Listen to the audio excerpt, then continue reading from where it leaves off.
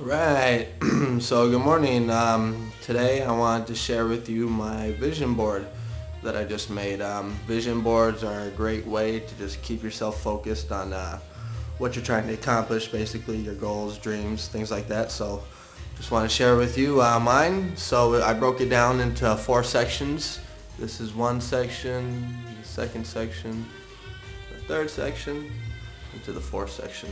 And I tried to make it as simple as possible. The first section, I'm a big believer in be, do, have. And so I feel that it's very important that you always feel good.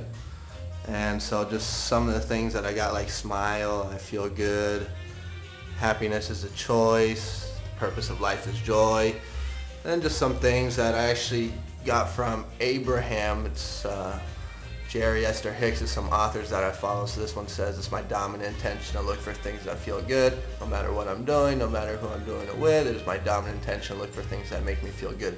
So that's one of the first things I want to look at, when I get out of bed or when I wake up or before I go to bed, things like that, just to keep me in alignment with who I really am. And then just more things like, if you know your potential to feel good, you would ask no one to be different so that you can't feel good. That's just a little bit about the first section right there. And the second section is about money. I am a Rich Dad, Poor Dad follower, and so this is a very famous example of the rich dad's beliefs, basically. And it's basically saying that you want to have your assets give you income so that you can live off your assets and you don't have to work. And up here it says it's not about how much money you make, but how much money you keep, how hard it works for you, and how many generations you keep it for. I am also a big believer that gold and silver are going to be worth a lot within the next decade. So I am focusing on acquiring as much gold and silver bullion as I can. And I'm taking all my change every month and putting it in a piggy bank, and I use that to buy silver. So those are just some photos of some gold and silver just to keep myself focused on, again, what I'm trying to accomplish.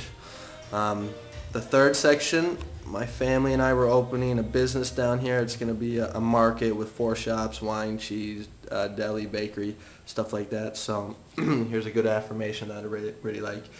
You could actually do it to however you like it, but what I have it is every day, in every way, our family business is getting better and better. And then just some photos of how business is booming, happy customers, delicious sandwiches, and smiles. Then we got to the third section, or the final section, the fourth one.